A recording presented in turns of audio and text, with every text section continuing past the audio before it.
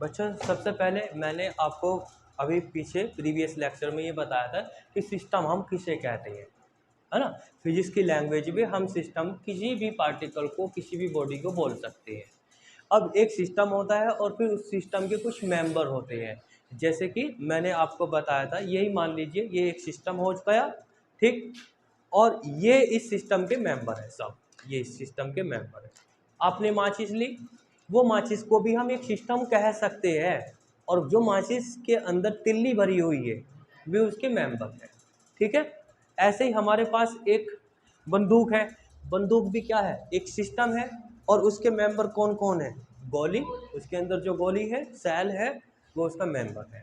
एक कार हो गई, कार के अंदर ड्राइवर, हैंडल, पहिए, उसकी बॉडी, वो सब क्या है, उसके सिस्टम के मेंबर है। और ओवरऑल बॉडी को हम क्या बोल रहे हैं, सिस्टम बोल रहे हैं, ठीक है। अब देखिए, हमें स्टडी करना है law of conservation of momentum. अब इसको एक्सप्लेन करने से पहले मैं आपको बता देता हूँ मोमेंटम किसके पास होता है। मोमेंटम एक मूविंग ऑब्जेक्ट के पास होता है, यू नो। तो कोई बॉडी अगर मूव कर रही होगी तो उसके पास ऑब्वियसली मोमेंटम होगा, और जब कोई बॉडी रेस्ट में होगी तो उसके पास मोमेंटम नहीं होगा, होगा मीन्स जीरो होगा। जैसे ये जीरो है, इसका मोमेंटम जीरो है। इस बॉडी के मेंबर को मैंने वेलोसिटी दे दी। तो जब मैंने इस बॉडी के मेंबर को वेलोसिटी दी, मान लीजिए ये चौक है, इस चौक में ये चौक निकल करके ऐसे भाग के गई, आगे की तरफ निकल के चली गई। तो जब ये आगे गई तो मोमेंटम बना बिल्कुल, क्योंकि अभी मैंने बताया मोमेंटम मूविंग ऑब्जेक्ट के पास होता है। तो ये मूव कर रही है तो इसके पास क्या है, मोमेंटम। और पहले हम कितना कह रहे थे इसे दोनों को मिलाकर, जीरो। तो अगर इसके पास मोमेंटम इधर 5 आता है, लेट से 5, तो इस बॉडी के पास पीछे की डायरेक्शन में मोमेंटम आएगा -5। अभी दोनों को ऐड करो, कितना मोमेंटम है, जीरो। तो मोमेंटम कितना आया, जीरो। और पहले भी कितना था, जीरो। तो पूरी बॉडी का मोमेंटम जीरो रहता है। लेकिन आप ये कहो कि मोमेंटम एक सिस्टम का तो होता है, मतलब इसमें से कोई पार्टिकल निकल करके चला गया तो हाँ, इस पार्टिकल के पास मोमेंटम जरूर है। लेकिन अब जिस बॉडी का ये मेंबर था, जिस सिस्टम का मेंबर था, उसमें इंक्लूड करोगे तो मोमेंटम कितना पाओगे, जीरो पाओगे, ठीक है। ऐसे ही एक बैलून होता है, ये बैलून हुआ हमारे पास, है ना। जब हम इसे ऊपर की तरफ छोड़ते हैं तो एयर के पार्टिकल नीचे की तरफ मूव करते हैं, तो मोमेंटम किस डायरेक्शन में आ गया, नीचे की डायरेक्शन में। और हमारा बैलून ऊपर की तरफ जाता है, जब ये ऊपर की तरफ जाता है तो इसके पास मोमेंटम प्लस में आता है, और इधर माइनस में आता है। दोनों को अभी ऐड करो, कितना मोमेंटम है। और जब आपने गुब्बारा ऐसे बैलून को ऐसे पकड़ रखा था, रेस्ट में था, कितना मोमेंटम था, जीरो। तो मोमेंटम कंजर्व है, यहाँ भी मोमेंटम मिटा नहीं है, ना फालतू बना, ना फालतू बना, ना फालतू मिटेगा, ठीक है। ऐसे ही आपने एक पिस्तौल ली, पिस्तौल का मोमेंटम फिलहाल कितना, जीरो। उसमें से गोली गई 50 की स्पीड से, तो मोमेंटम लेके गई। अगर वो मोमेंटम लेके गई तो हमारे पास गन है, तो क्या गन के पास मोमेंटम आया, नहीं आया, आया, लेकिन वो बैकवर्ड डायरेक्शन में। तभी तो हमारा हाथ पीछे की तरफ जाते हैं गोली गोली चलाते ही। तो जैसे ही गन आप शूट करते हो तो हमारा हाथ पीछे की तरफ जाता है, वो पीछे के लिए लिए जाता है ताकि कि मोमेंटम हमारा कंजर्व रहे। अगर वो +5 आगे की तरफ लेकर के गई है तो -5 पीछे भी आना ही है। अभी अब दोनों को ऐड करो, कितना आएगा, जीरो। तो according to this theorem, according to this law, in the absence of external force, आपको फोर्स नहीं अप्लाई करना है, आपको एक्सटर्नल फोर्स अप्लाई नहीं करना। तो एक्सटर्नल फोर्स की एब्सेंस में जो एक मोमेंटम होता है किसी सिस्टम का, वो हमेशा कंजर्व रहता है। अब इसको प्रूफ भी कर लेते हैं, इसका एक फॉर्मूला बना लेते हैं, छोटा सा फॉर्मूला बना लेते हैं। छोटा सा फॉर्मूला बनाने के लिए हमें क्या चाहिए, हमें चाहिए दो बॉडी, हमें चाहिए दो बॉडी। ये दो बॉडी है हमारे पास, एक ये, ठीक। इसका मोमेंटम कुछ और है, इसका मोमेंटम कुछ और है। तो हमने इन दोनों में ऐसे कोलिजन करा दिया। कोलिजन कराने के बाद इनकी वेलोसिटी चेंज हो जाएगी। जब इनकी वेलोसिटी चेंज हो जाएगी तो इनका मोमेंटम भी चेंज हो जाएगा, है ना। तो before the collision, after the collision, overall momentum कैसा रहेगा, इक्वल रहेगा। Before the collision momentum, before the collision and momentum after the collision remains same. अब यहाँ से हमें एक फॉर्मूला तैयार करना है, फिर उस पर हमें सवाल आते हैं। जैसे ये हमारे पास एक बॉडी है, सपोज दैट इसका मास मान लीजिए, कुछ भी हो सकता है मास, इसका मास मान लिया हमने m, और ये u वेलोसिटी से आगे की तरफ जा रही है, और इसके सामने एक बॉडी और है, उसका मास कितना है m2, और ये बॉडी जा रही है u2 वेलोसिटी से। अब बोलो टकराएगी या नहीं टकराएगी? कब टकराएगी ये इससे? जब इसकी वेलोसिटी ज़्यादा होगी। तो इसका एरो बड़ा बना दो, ऐसे एरो बड़ा बनाने का मतलब ये हुआ कि इसकी वेलोसिटी ज़्यादा है, ये इससे टकरा जाएगी, थोड़ी देर बाद टकरा भी जाएगी। तो ये जो सिचुएशन है, ये वाली सिचुएशन बिफोर कोलिजन है और आफ्टर कोलिजन है।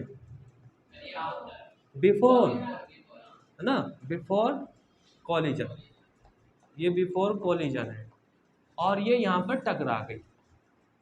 जब ये टकरा जाएगी बॉडी, तो इनमें आपस में इंटरेक्शन होगा, है ना।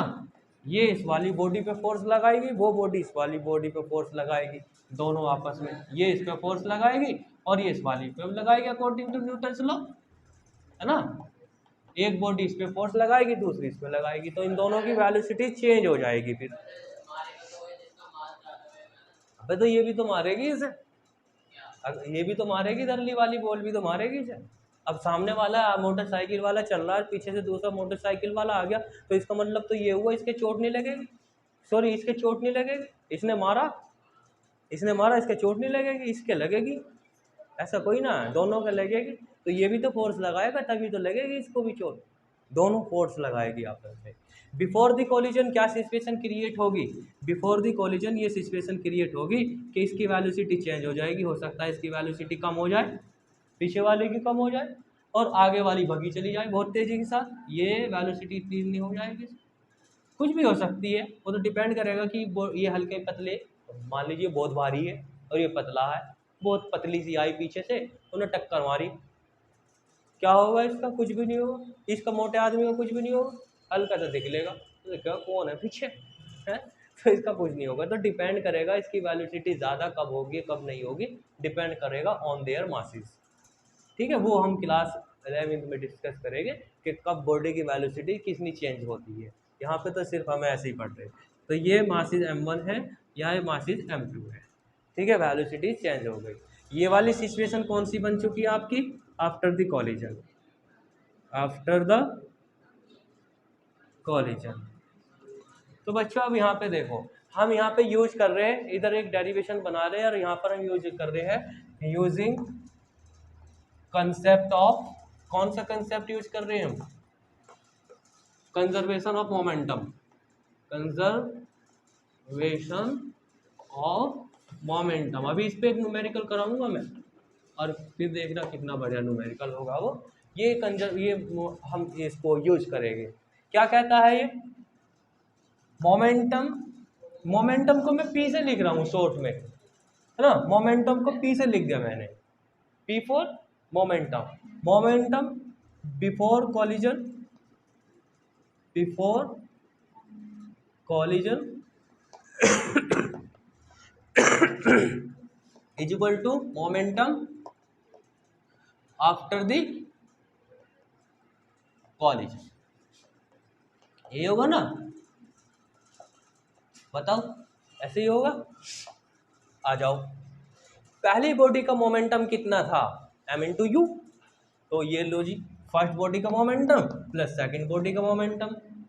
अब बाद में भी कितना रहेगा? फर्स्ट बॉडी का मोमेंटम प्लस सेकंड बॉडी का मोमेंटम, दोनों इक्वल रहेंगे, दोनों को सब, पूरे सिस्टम, ये पूरा एक सिस्टम है। इस पूरे सिस्टम का मोमेंटम टक्कर होने के बाद, घटना होने के बाद मोमेंटम, जैसे बंदूक पहले रेस्ट में थी तो कितना मोमेंटम था? 0। बंदूक चला दी, घटना हो गई, तो अभी भी पूरे सिस्टम का मोमेंटम कितना? 0 निकाला था हमने।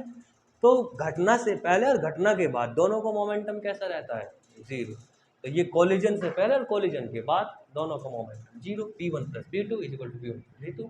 अब before the collision p1 p2, p1 कैसे लिखा जाएगा? m इंटू यू, दोनों की मल्टीप्लाई कर दीजिए, m1 इंटू u1 प्लस, और इस वाली बॉडी का इन दोनों की मल्टीप्लाई कर दीजिए, m2 u2। अब before the collision, sorry after the collision, ये ना, इसका मोमेंटम कितना है? m1 v1 प्लस ये कितना है? m2, अब 1 1 वाले एक तरफ कर लो, 1 1 1 1 ये रहा, इसे उठा के इधर ले आओ और इसे इधर इधर इधर इधर ले आओ, इसे टर्म को इधर ले आओ, इसे इधर ले आओ। तो ये m1 u1 minus m1 v1 is equal to m2 v2, और ये इधर से आ रहा माइनस का m2, कॉमन क्या मिल रहा है इसमें, ये मिल रहा है ना। बताओ इस डेरिवेशन को बनाना आसान है या हार्ड है? आसान ही है। और इस डेरिवेशन का, इस फॉर्मूले का इस्तेमाल कर करके हमें न्यूमेरिकल करने हैं। या तो आप इस कंसेप्ट को याद रखोगे या फिर आप इस कंसेप्ट को याद रखोगे, momentum before the collision, momentum after the collision. ये कंसेप्ट तो बिल्कुल याद रहेगा, बस उसी कंसेप्ट को याद करते हुए हम अपना डेरिवेशन कर दिया करेंगे। ठीक है, क्वेश्चन देखिए, ये law of conservation of momentum पे ही बेस्ड है ये क्वेश्चन है। इस क्वेश्चन में आपके पास एक गन है ये, ठीक है, ये हमने गन ऐसी बना ली है, जैसे भी है हमारे पास ये गन हो गई, इस ट्रिगर हो गया, इसका ट्रिगर हो गया इसका ये, ठीक है। यहाँ से बच्चों हमने एक गोली को दागा, ये इसके अंदर गोली पड़ी हुई है, ठीक है। अभी इसका मोमेंटम कितना माना जाएगा, क्यों 0 माना जाएगा, क्योंकि ये रेस्ट में है, इसके पास कोई वेलोसिटी नहीं है। कितने मेंबर है टोटल मिला करके, एक गन हुई और एक सिस्टम नहीं, ये बुलेट है ना, 2 हो गए। तो ये तो है बिफोर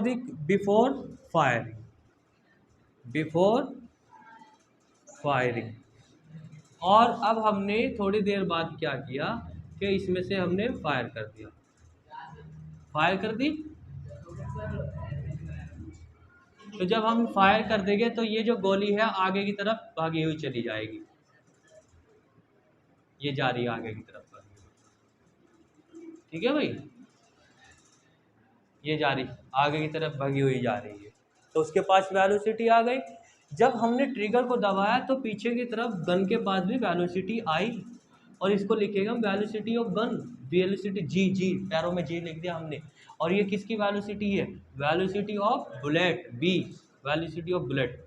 तो ये तो हमें पता है कि जब हमने a bullet of mass 0.16 kg fire की from gun with a velocity 80 metre per second, तो बुलेट की वेलोसिटी तो दे दी हमें इसकी वेलोसिटी बतानी है गन की, कि गन कितनी वेलोसिटी से पीछे की तरफ आई है। तो सबसे पहले गिवन डाटा लिखो यहाँ पे सॉल्यूशन में। सबसे पहले लिखेंगे हम मास ऑफ गन, यानी कि mass of g for gun कितना है, ये दे रखा है 16 kg। और हमने मान लिया लेट वेलोसिटी, हमें पता नहीं भाई कितनी है वेलोसिटी गन की, हमने तो जी मान लिया ऐसे, ये हमें फाइंड करना है। और mass of bullet is equal to कितना है, ये रहा 0.16 है, 0.16। और वेलोसिटी ऑफ बुलेट बताना कितनी है, 18 मीटर पर सेकेंड, ठीक है। अब हम यहाँ पर कौन सा कंसेप्ट यूज करने वाले हैं, ये before the collision, after the collision. We know momentum, या डायरेक्ट लिख दो आप यहाँ पे, ऐसा मत लिखो, ये यहाँ पे लिखेंगे हम यूजिंग कंसेप्ट, किसका concept, concept of conservation of momentum. क्या कंसेप्ट है इसका, हाँ, momentum before the collision, p लिख रहा हूं मैं, पी से, पी बिफोर द कोलिजन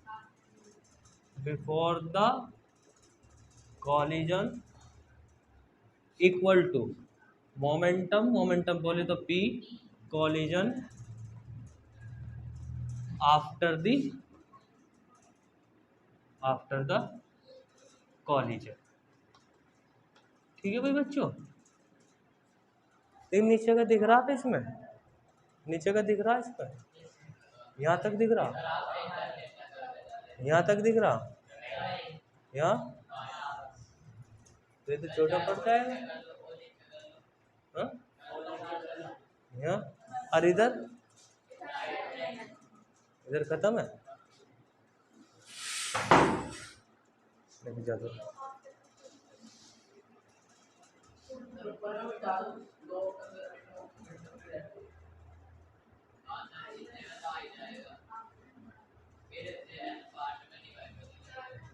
हाँ है।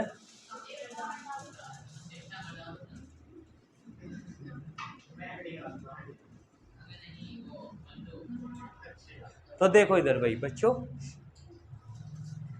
गन का मास और वेलोसिटी, गन की वेलोसिटी प्लस फिर बुलेट का लिखो, mass of bullet into velocity of bullet equal to before the collision same यही लिखना है, mass of gun velocity of gun है plus mass of bullet velocity of bullet. क्योंकि before the collision हमारी velocity bullet की अलग थी और गन की भी अलग थी, तो हम इसे v से ना लिख करके हम इसे u से लिख लेंगे, क्योंकि डिफरेंट थी ना वेलोसिटी, तो इसे हम लिखेंगे u और ये लिखेंगे u। ठीक है भाई बच्चों, अब यहाँ पर देखो velocity of gun before the collision कितनी थी, बिफोर द कॉलिजन 0, कहाँ चली गन, जैसे थी रेस्ट में, और बुलेट की वेलोसिटी कितनी थी, तो ओवरऑल ये लाइन कितनी हो गई 0, तो हम यहाँ लिख देंगे 0।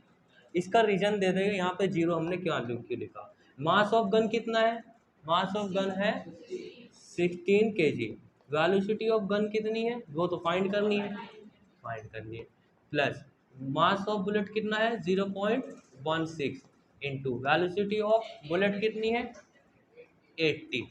ठीक है, अब यहाँ पे हमने ये यूज किया कि इस लाइन को 0 किया है, तो यहाँ पे हम लिख सकते हैं because initial velocity of bullet and gun is 0, therefore these terms will equal to the 0।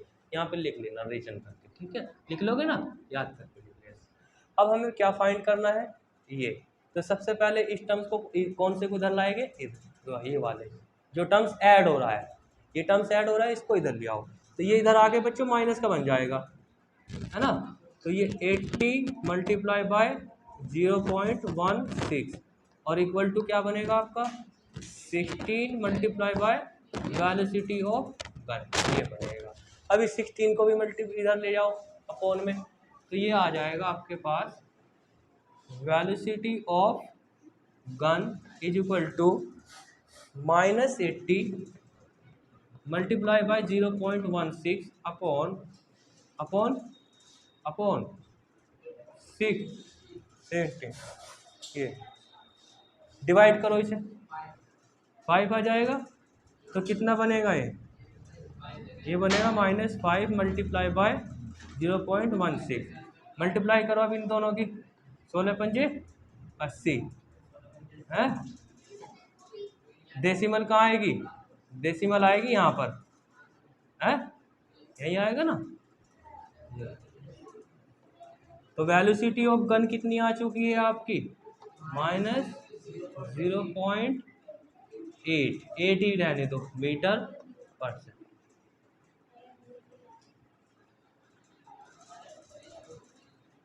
ठीक है, नहीं आई बात समझ में, माइनस क्या शो कर रहा है यहाँ पे, ये क्यों आ गया,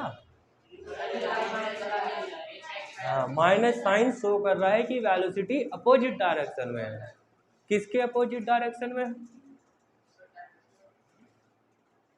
हाँ